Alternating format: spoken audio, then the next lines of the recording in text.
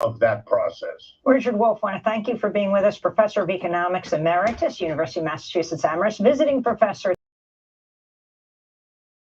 host of the weekly program Economic Update, and we'll link to your writings and work. That does it for our show. I'm Amy Goodman in New York with Juan Gonzalez in Chicago. Thanks for joining us. The viewpoints expressed in this program are the opinions of the people expressing them and are not necessarily those of Fresh Air Incorporated, its staff, or its board of directors.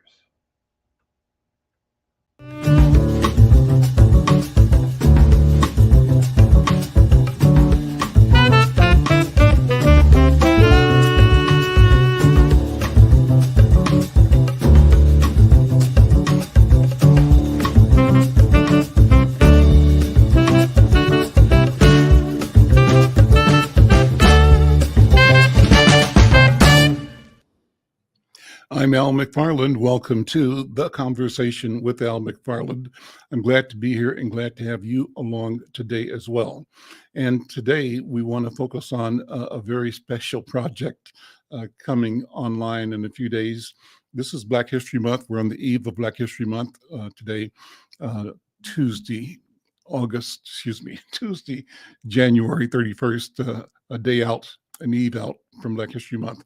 And I've got a special guest who's doing a musical tribute to the gospel music tradition. Reverend William Pierce is going to be here momentarily. I want to begin, though, with inviting you to, as I always do, support this program, this work, support the conversations with Al McFarlane. It's simple. Go to our YouTube channel, The Conversation with Al McFarlane, on the Insight News YouTube channel, and subscribe and share and like. We want to grow our subscriber base from around less than 300 now to 1,000. And so the particular specific ask, I have a view right now, all of my friends and followers out and listeners here on KFAI and on the other platforms, is when you get a minute, take a minute now if you can, and go to YouTube Insight News and subscribe to The Conversation with Al McFarlane. We're going to begin today's program, as we have of late, with hot topics. And the item I have in mind for hot topics today, there are two. One has to do with the success of Senator Bobby Joe Champion and others at the state of Minnesota signing the Crown Act and sending that bill to Governor Tim Walz's desk. Bobby Champion tweeted this morning that he signed the enrollment of the Crown Act, or for the Crown Act, to send the bill to Governor's desk. He said he was grateful for the hard work of Representative Esther Agbaje, and he said that, in fact, this tweet is from Melissa Hartman. She's saying she's grateful to Representative Esther Agbaje, who represents North Minneapolis, and Senator Hartman, who represents the same Senate district that she's a part of. And her note is that prohibiting hair discrimination is another step towards building a stronger, more inclusive Minnesota. Well, the other thing, speaking of what's buzzing now in social media, is we need to pay attention to what's happening with Ilhan Omar. Ilhan Omar is the subject of a guest essay in today's New York Times, yesterday's. It's a 4-minute read. I'll read part of it, but the headline says, "When Ilhan Omar asks questions of her her colleagues should listen." That's the headline. When Ilhan Omar asks questions, her colleagues should listen. And that is an opinion piece by Peter Beinart. Beinart is a journalist and commentator who frequently writes about American foreign policy. I'll read several paragraphs of it. And the reason is Ilhan is a wave maker. She's setting charting new territory for awareness, engagement, for balance, and for equity and honesty in our interaction between ourselves here in this country and with the rest of the world. So this article says that House Republicans are poised to make a grave mistake by removing from the Committee on Foreign Affairs the only person who consistently describes American foreign policy, as it is experienced by much of the rest of the world. Those behind the effort to remove Ilhan Omar claim that she's bigoted against Jews. Her Democratic defenders counter that the real bigots are those Republicans seeking to oust a Black Muslim woman. Yet, neither side is talking much about what Omar has actually done on the committee from which she may soon be removed. That's too bad, because what Omar has done is extraordinary. In 2021, the Alliance of Democracies Foundation asked 50,000 people in 53 countries which global power they thought most threatened democracy in their nation. The United States came in first. Judging by their public statements, most members of the House Public Affairs Committee think that these non-Americans are certifiably insane. The committee's Republicans and Democrats both largely take it for granted that the United States, despite occasional blunders, defends liberty. When discussing threats to human rights, they generally attribute those to America's foes. Ilhan is the exception. Last paragraph I'll read. Consider what transpired at a hearing last April about American strategy in Asia. Michael McCall, a Republican who is now the committee's chairman, declared that, quote, Americans' legacy in the Indo-Pacific is freedom and prosperity, close quote, and then warned that China's Communist Party threatens it. Ted Deutsch, a Democrat, told the witness, Deputy Secretary of State Wendy Sherman, that it was a premise that I think we all share, that human rights needs to be front and center in our foreign policy. Having applauded the Biden administration and his fellow committee members for their devotion to human rights, Mr. Deutsch asked about China's representation and hold on here. And repression in Xinjiang and its armed cells to the Middle East. Well, it goes on. What's the point? The point is that Omar, well, I'll read one more paragraph. So when Miss Omar's turn came, the self-congratulation abruptly stopped. She began by noting that during America's last Cold War, the country supported brutal dictators like Chile's Augusto Pinochet and Indonesia's Suharto because they shared a common enemy. Then she asked Ms. Sherman why her administration was making Prime Minister Narendra Modi of India our new Pinochet. Ms. Omar's colleagues discussed India primarily as a potential bulwark against China and Russia. Only Omar spoke about American complicity in the repression of minority groups in India. Well, there we go. There we go. So Ilhan speaks out. She speaks forcefully. She speaks truth to power. And we owe it to ourselves and to her to continue to support her, to write letters, to make phone calls to the Republican leadership, to our own leaders, telling them that we support Ilhan Omar, that she should remain on the Foreign Affairs Committee. I'm Al McFarlane. This is The Conversation with Al McFarlane. And again, we want to thank you, our listeners here at KFAI, and those joining us on social media from around the several platforms that we are on. Thank you for being part of this program. Let me bring in my guest today, a friend and a delightful human being, Reverend William Pierce. Brother Pierce, good afternoon. Welcome to The Conversation. How you doing, man? I'm fine. How you doing? I'm doing well. I'm doing well. So let me start by letting you invite our viewers and our listeners to this wonderful celebration for Black History Month, celebration of the sound of gospel. Talk about it. Yes. Yeah, we want to invite you out to a wonderful production. It's a musical, more said, and we are so glad and excited that Javita Steele is our production director and Billy Steele is our music director. We're going to have a wonderful time talking about the anthology or the history of gospel music. And you don't want to miss the show Saturday, February the 5th at 7 p.m. and Sunday, February the 5th, 4th on Saturday and February the 5th on Sunday at 3 p.m. At North Central University, downtown Minneapolis. So, what will people see when they come to the shows on this weekend? Yes, this weekend we're going to go all the way back to when we were brought over as slaves from Africa, working in the field. So we're going to see that transitioning of the drums. That when everything started with the beats of the drum, because of African descent, we have that music in us and still in us from that beat, the drum beat. So we're going to see that. We're going to see then. We're going to see how we're going to portray the songs from the fields, called those work songs. We're going to see those work songs. We're going to see the work song, field songs. We're going to see there's a Dr. Watts, they call. And we'll talk a little more about that Dr. Watts. We're going to see the transition up to the choir, the quartets, all those things. We're going to have a little excerpt from those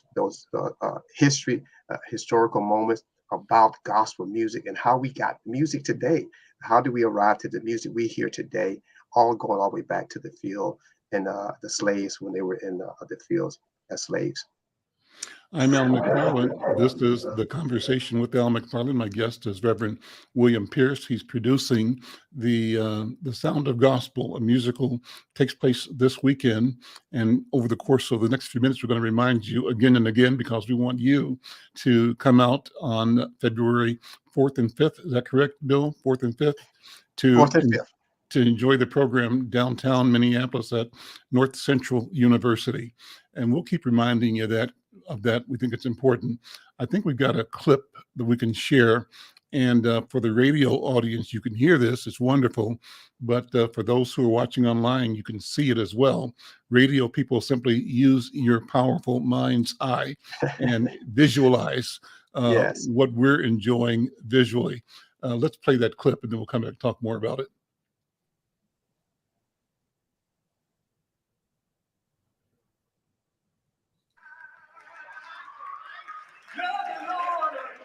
He heard my cry.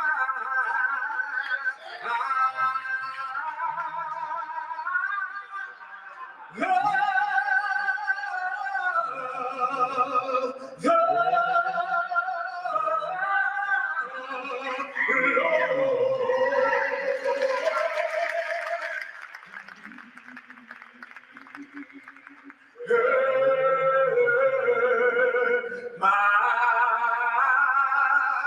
cry.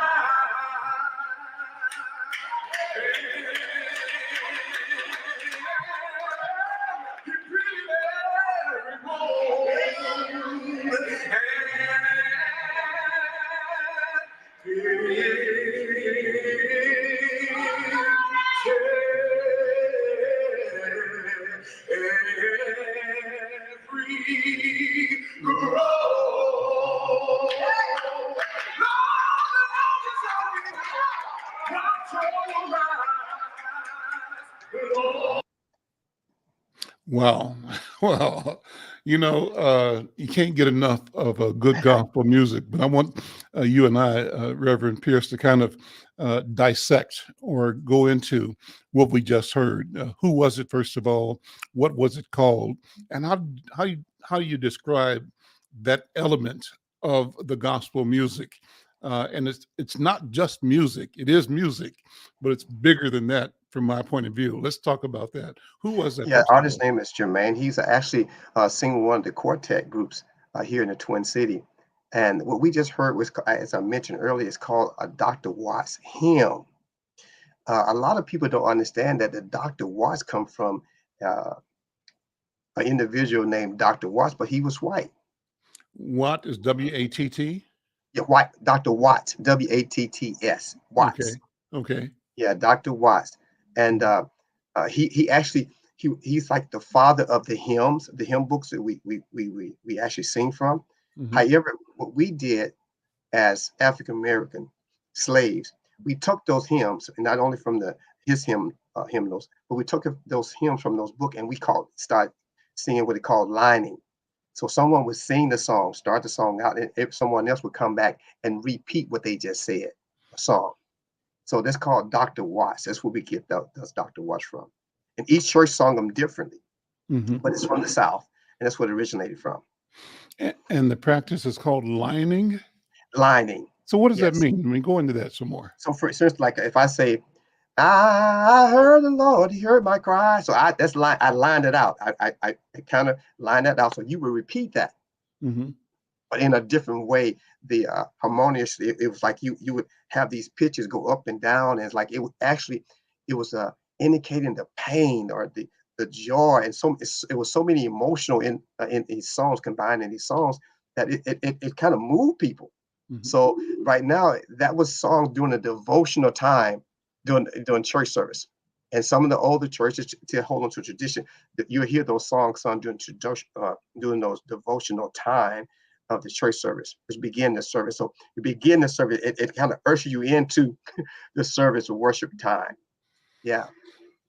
That's amazing. You know, it reminds me that this must be the method by which we retain our African understanding of the interconnectedness of everything, that as culture, though the pressure of bondage and enslavement Yeah. sought to destroy our sense of self, there was an indwelling capability that survived and meant that we could be resilient and resistant at the same time and emerge out of this massive centuries of oppression, richer, stronger, and purer, as an expression of what human beings could be, strengthened Exactly. by the experience of being in the cauldron, in the fire, in the lion's den, all any way you want to describe it, right? But we've Yes, been through that as we've been through it. enslaved people, as people that were colonized. Thanks, Brother Powers, for saying good afternoon to us, brothers and sisters. He's greeting us from New Orleans, Louisiana. And if you're anywhere else around the world and listening to this program and watching, we want to hear from you. Shout out your name and where you're from. And if you got a comment, reach us on one of the channels and drop the comment. We want to hear from you. Thank you, Brother Powers 96. So this music, what I said, Brother Pierce, Reverend Pierce, was that certainly it's music and certainly it's beautiful, but in my estimation, it's bigger than music. Yes, It's it is. more than music. It is. And I'm trying to find the right words to elevate what it is that can properly capture or describe. And I think that it's so big that no words are adequate to describe the purpose and the power, the breadth and the depth of the experience that occurs when our people are both delivering and being delivered by this experience I in love that. song Yes. and in praise. Am I on the right track? Yeah, I love what you just said, delivering and being delivered by, because if I could put it in words, gospel music is an expression. It's an expression of the horrendous tradition that we were endured and overcame, but it's the way we express ourselves in music. Okay, we didn't have Al McFarlane. They could actually, we could come and share our thoughts and get the word out about what's going on in the community. So we had to use songs to send codes, to express what we were dealing with, to send a message here, to tell people this, heaven, we were trying to reach heaven, what I'm saying? We would send a message to everybody, said, look, we're going to get there one day. So it was a way to express ourselves through gospel music. And even today, it's still it's a form of expression. We express ourselves through music. So I love what you said, delivering and being delivered by. We are continuously being delivered by the music we sing, because the songs we sing indicates the deliverance we are being delivered through. And I want to, Yasmin, producer, I would like to play this song again in a few minutes, just to hear it again. And I think maybe turn the volume up on it this time, because I want to get into it again. Right. And I want to sit in the feeling of it, because I heard you, Reverend, talk about how in the process of lining, one person will lay out the song, but another person might come and do it differently. It reminds me of how the improvisational nature of jazz, which came out of this same Right. tradition, Ragtime. works, where So you say, ragtime, yeah, so ragtime came before jazz. yep, So ragtime, like we get the dance and the bebop type of dancing. yep. So all that was influenced or influenced each other, Mhm. jazz, gospel. So yes, you go ahead with your thought. The tradition, well, the thinking, when I listen to Coltrane, Coltrane takes one line and he'll play it from top to bottom, from bottom to top, from left to right to left, to diagonally this way, diagonally the other way. And simply it's one seed of an idea that has uh, 1,000 pathways, each of which is valid, right? Each of Yes. one is rich, each of which is rich, and each of which reflects the power of transformation, of transportation to another place, another experience. Let's listen again. We'll come back and talk about it. Okay. Yasmin, go ahead and play it again. Oh, here's a different piece, right? Okay. Around the country today.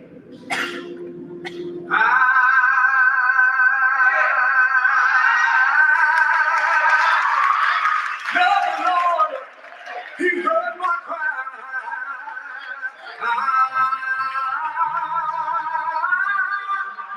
Love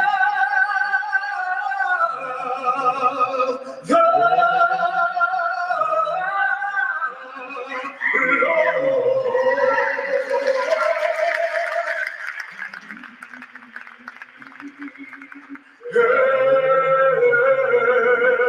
my cry.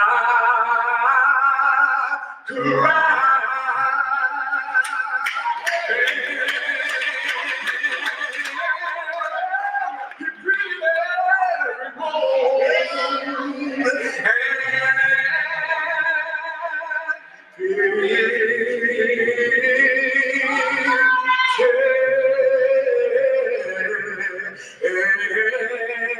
every grove.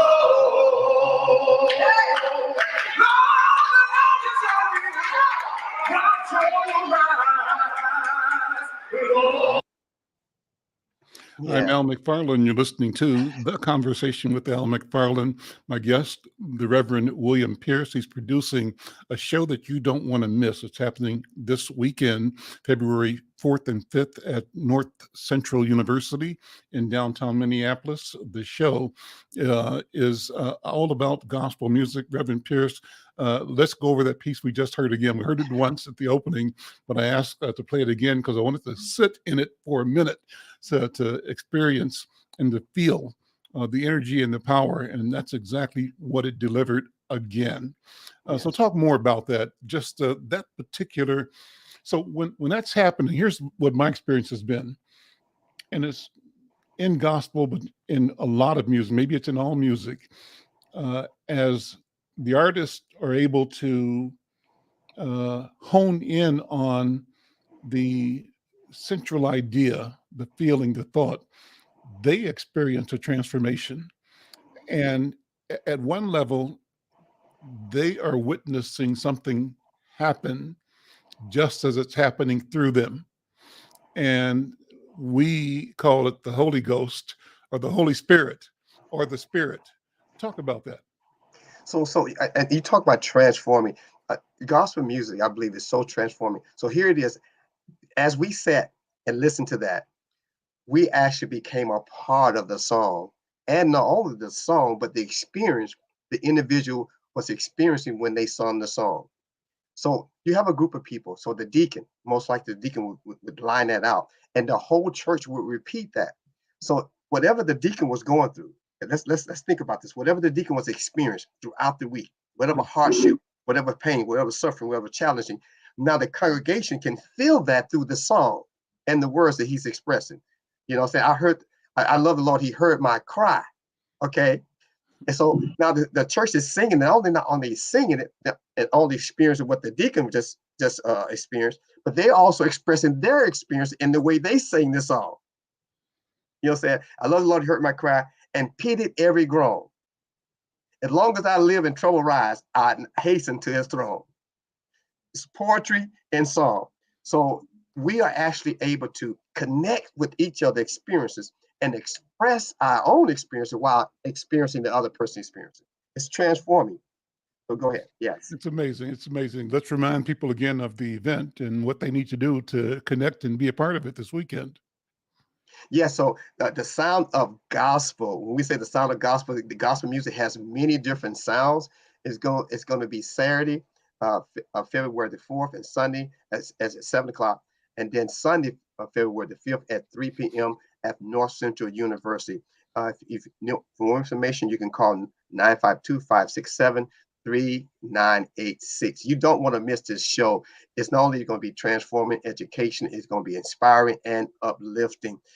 We have a lot of young people coming for the first time. Oh my, this is exciting. When you have young people want to not only know about the history, but experience the history of gospel music. Because gospel music is an integral part of the history of African Americans. Mhm.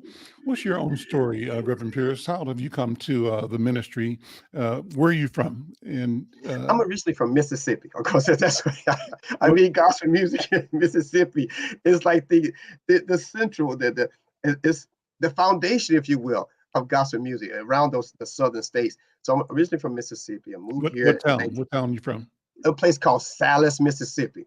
Not far from the Delta, where you have, of course, the creation of the blues and all those things. So, and not only from close to the Delta, but Kosciuszko. That's where Oprah Winfrey is from.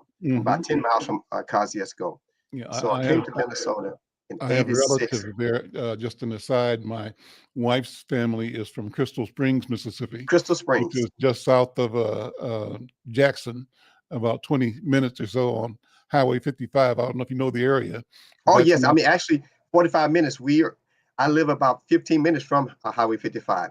okay. Okay, and then my mother's side of the family is from Sunflower, Sunflower. up in Yes, the Delta, I know and where that is so as well. we came out of on my mother's side anyway, came out of the fields, sharecropping, and Hmm. you know, like most black families did. Well, we all did. We were all part of the slave economy and the cotton Yes. economy in the South. So that's my legacy on my mom's side.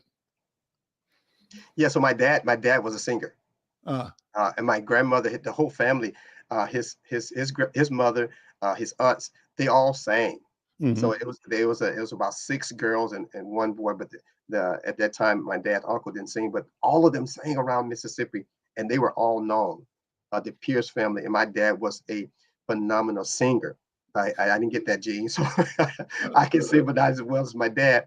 You So sounded pretty good to me when you did that piece a minute ago. But go ahead. so it's in me. Uh-huh. Music. I grew up with Jackson Southern Airs, Mighty Clouds of Joy. So I grew up. I mean, that's all we heard was blues, R&B, and gospel music. So I have been inundated with that music. And so when I came here, I always, was around music. I've been in music groups. I actually have managed some groups. So I just wanted to share a history with people. It's been probably about 7 years ago.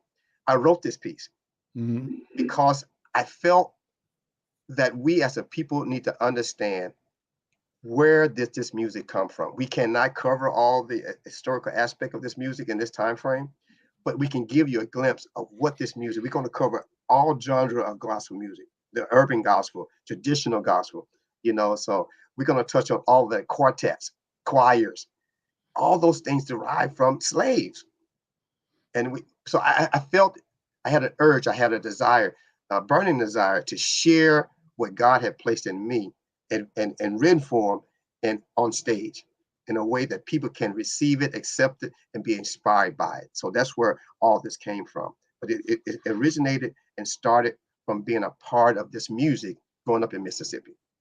Well, I'm going to ask you to go deeper into that.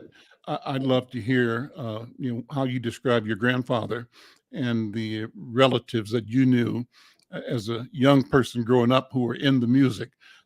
You said your grandfather was a singer and your Oh, my, father, my dad, your my dad. dad.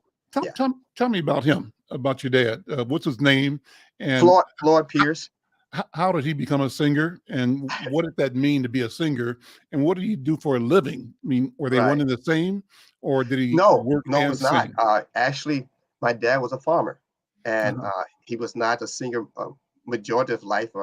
He got in a car accident, and from that time on, he dedicated his life.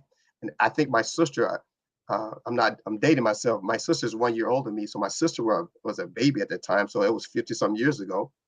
Um, so he got in a car accident and he started singing. So as far as I know, all I knew my dad as far as singing was gospel music.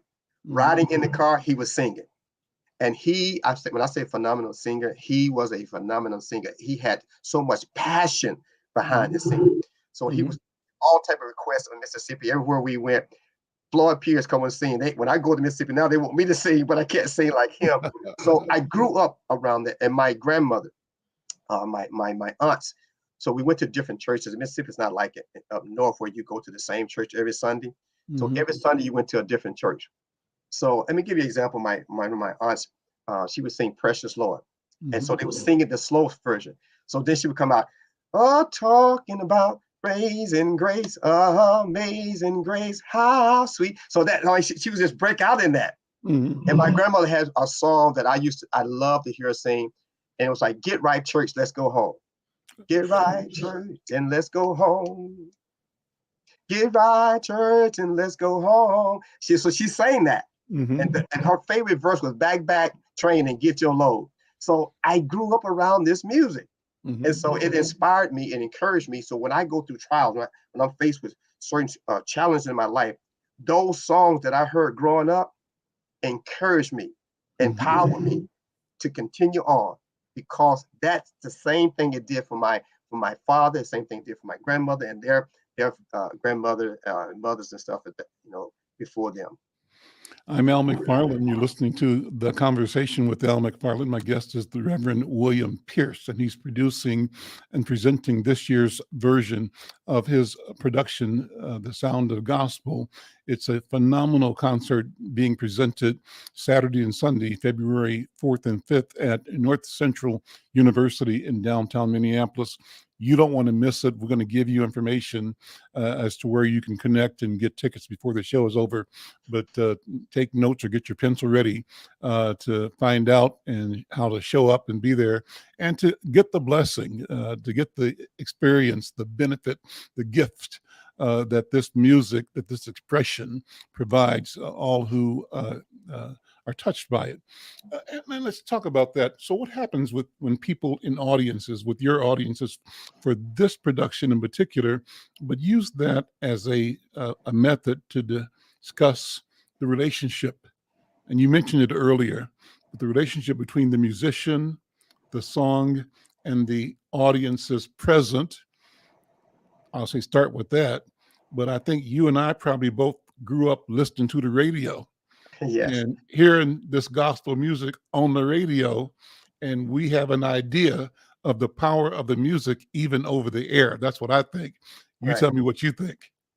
There's no question. When you think about gospel music, we talk about the drum, the beat. So we as African American became instruments before we had instruments. So we were, clap our feet, pat our hands, and so our voice, was the way we express ourselves. And then it so happened we brought music into this. So now we have the music and the songs so combined together. So one thing that the audience would experience is again, not only the feeling and expression from the songs, but the union. You would be able to come together and actually feel what the other person is experiencing or singing about during that experience. So when they talk about the field songs and they talk about the work song, you're actually going to be able to come and go into the experience with that individual as they sing it, and your mind would take you back what it was like as for those slaves as they were singing those songs. When we go talk about the 1930s, and when you talk about Thomas Dorsey and Mahalia Jackson, Precious Lord, so Thomas Dorsey was like a blues kind of player, the way he played, and the church rejected him Mhm. when he first, actually introduced this type of music. Really, he's like the father of gospel music. Yep. And so So to understand what this transition have gone through, you will be able to experience it and actually be a part of it. And you will go through it with the songs, with the singers and the narrations as they dance, the dancing. So we have some dancing, we have the narration. Actually, the actors are going to be narrating their own parts and then be singing out those parts. So we're going to experience some educational stuff. We're going to experience some music. We're going to experience some dancing. You're going to get all that when you see this show. I'm Al McFarlane. This is The Conversation with Al McFarlane. Thanks, Power 96. Thank you for your notes, your commentary. Really appreciate what you're saying, and invite other listeners and viewers to chime in as well. We are grateful that you are a part of this conversation with us here. You know, Brother Pierce, I wanted to go back and I threw out the term Holy Ghost, Holy Spirit. Yes. And I wanted you to address that because I think you and I know what we're talking about, but other people might not. And I believe that when, say we can call them performers for the sake of the public, Right. but the singers don't see themselves as performers. I don't believe when they are genuinely in the spirit, in the moment, in the movement, and in almost in glory. They really are vessels, Being used. conduits, agents of the creator, of the ancestors, and of the truth. And what they are delivering is a quickening or a alive energy. You described it. I hadn't heard it described that way before. You described it as the ability to know what the other person is experiencing and feeling. And if you multiply that among a bunch of people, something powerful is going down, is what I think. And I've been in obviously church situations where people are overcome, overwhelmed, transformed, moved, and it's almost like the whole building changes. You come in one way, you leave a different way. Yes. Talk about that. Well, you know, when you as you was talking, I was thinking about musicians such as B.B. King, even Prince. You know, those great musicians where if you close your eyes and they were playing an instrument, for instance, like a guitar, you close your eyes, you hear the guitar being played. You don't see the individual, but you hear the music, the actual instrument. Mm-hmm. So you talk about being a vessel. So those singers are instruments being played, if you will, by God. Mm-hmm. So we're actually hearing them. They have surrendered and submitted themselves to God, and they're being played in a way. Their songs are like music, and they are actually expressing themselves through that song. And not only are they expressing themselves, but they're expressing what God has given them. So that experience we get from that is unexplainable. So the Holy Spirit takes over, if you will, during that time. And so what they are singing now comes over me, and I'm able not only to connect with them, but I'm able to now experience something that I'm going through. And that's that same thing that inspired them to sing it inspires me, encouraged me to go on a little while longer. As the songwriter said, I believe I can go on a little while longer. I feel like going on. And those songs help me, give me a feeling through the power of this Holy Spirit to go on, no matter the trial, no matter the circumstance, no matter the situation, no matter the obstacle. Now I leave that experience. I leave this show coming in one way, maybe down, maybe distraught financially, maybe physically, whatever. And I leave and say, oh man, I can go on. I can make it another day because of the songs and the artist been used by God to sing those songs. The Spirit have now fallen upon me, and now the Spirit encouraged me to continue on in spite of the situation. What do you think is the relationship between this music that we have created here in the New World? We African people have given birth to a new idiom, a new expression. We call it gospel, we call it jazz, we call it blues. Some say we call it rock and roll. All of it foundational and connected to our understanding of the universe before our encounter with the Europeans and the Yeah. beginning of the African slave trade. What do you see coming through long term? Where will this music go in your mind's eye? This is really not a fair question to ask you, but I'm going to ask It's you. not. I'm going to ask you anyway, because you're here and It's, I'm here, and it's not. you know. I think traditional, I mean, gospel music would always remain true to its roots. Mhm. No matter how far we get away from it, we can call it urban, we can call it whatever we want to call it today. The reason we cannot get away from it because it's an expression of our pain and suffering, our endurance, the things we have endured. So no matter how far you try to get away, when you go to write a song, gospel song, your your pain, your suffering, whatever you're dealing with, it comes out. So you automatically connects to the true root of gospel music, and they all go all the way back to Africa. Africa, through the drums, you could hear what the tribe was going through. You could hear that through that drum. It was a message coming through those instruments.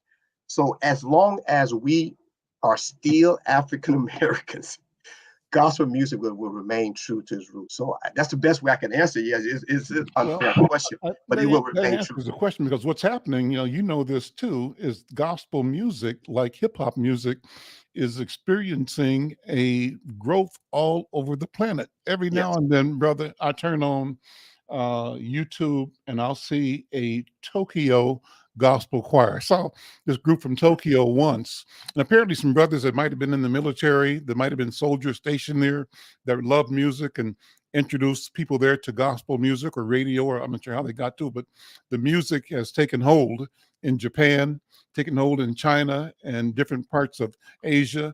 The music obviously is popular in Europe, and in other languages as well. But I can tell you how surprised I was when, and I can imagine, the excitement, the joy that this Japanese youth choir had. It was a video a couple of years ago. I was watching it, and they were pulling up on a bus to one of the big churches in Harlem, right? And I mean, first of all, Harlem as a concept is the center of yeah, Black culture in the world, right? yes.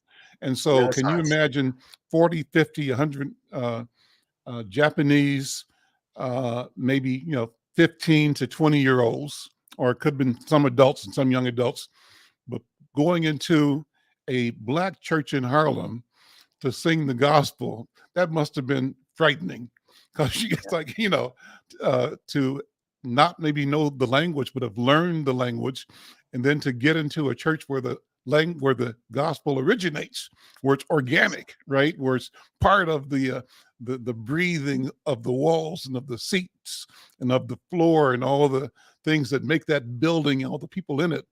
You walk in there wanting to sing gospel music, which says two things. Number one is that this music has that power to attract that feeling and that expression, that confession from human beings everywhere.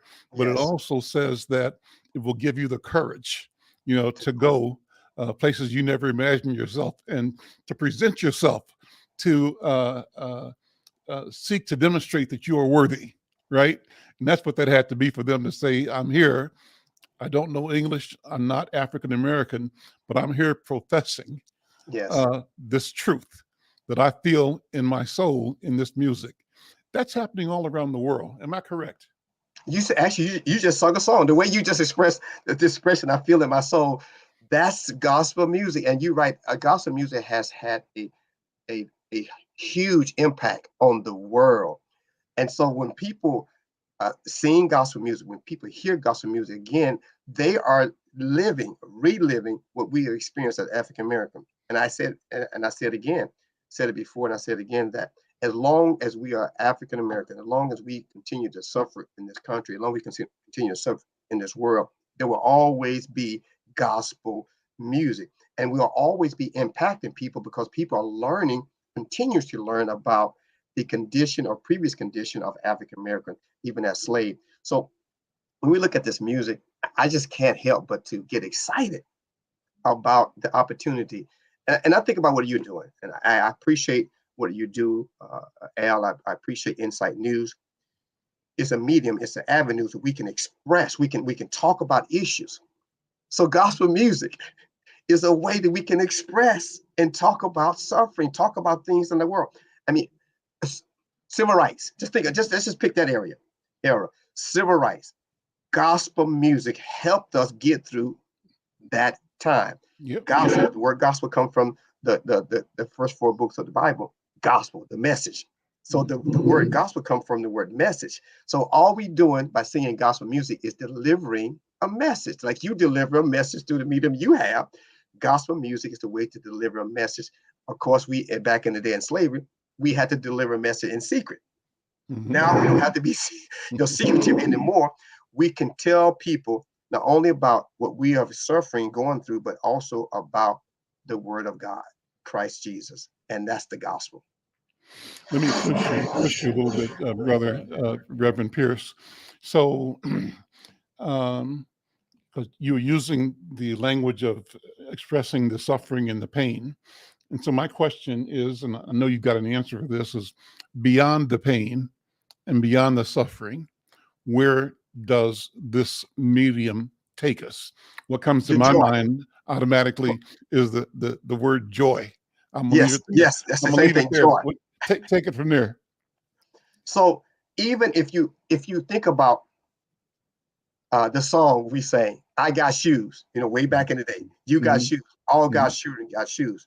When I get to heaven, I'm going to put on my shoes. I'm going to walk around heaven. That's what it says. It say heaven. I'm going to walk around heaven all day. That in the midst of the suffering, the songs brought joy. Not only brought joy, but brought hope. So gospel music, although it indicates and illustrates and demonstrates the suffering we have endured, it also throughout that, through the Holy Spirit you mentioned, it gives the person hope to not only to continue on, but that things will get better.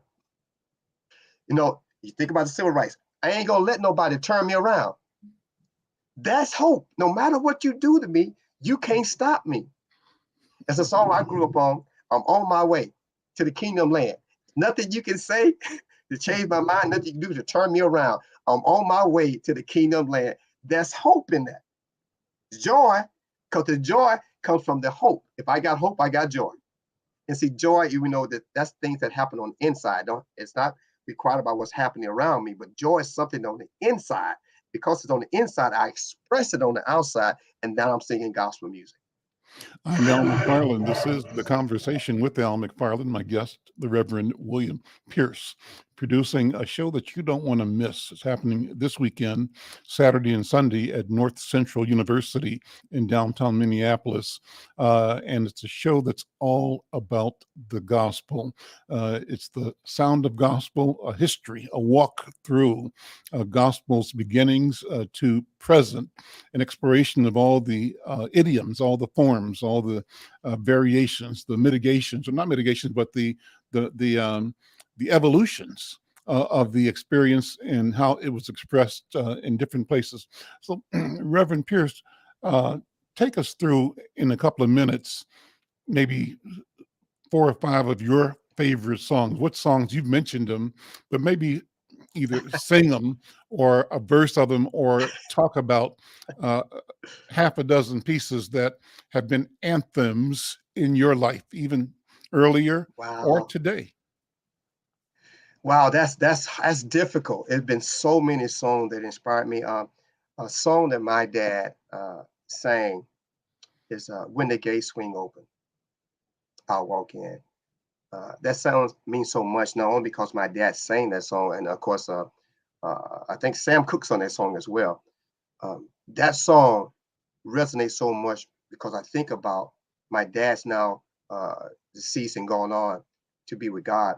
That the gates one day gonna swing open for me, and I'm gonna walk in. And a part of that song is, it talks about one of the verses.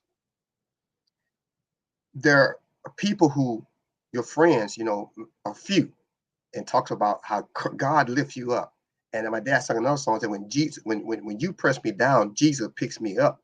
He stand by my side when the going gets tough. I got Jesus, and that's enough. Listen, I don't care what you're dealing with, what you're going through. There gonna be times in your life you feel like everyone has forsaken you. But if you remember that Jesus by your side, that's all that matters. So that's a couple of songs, and of course, "A Precious Lord Take My Hand." That's another favorite song of mine. Was that Dorsey's song? Yes, yes, that's Dorsey, Tommy Dorsey. Mhm. You know that song, and so "Precious Lord Take My Hand, Lead Me On, Let Me Stand." I mean, because of those songs, all the songs I mentioned is talk about you needing help because of the world situation, because of the people in the world. Majority of the songs, if not all, the songs I can mention to you, it's an encouraging song. Songs about hope, songs about uplifting and inspiring you to continue on. And one of the songs that I think come from the Five Heartbeat, I feel like going on. Mhm. You know, I mean, there's time when you don't feel like going on, but Mhm.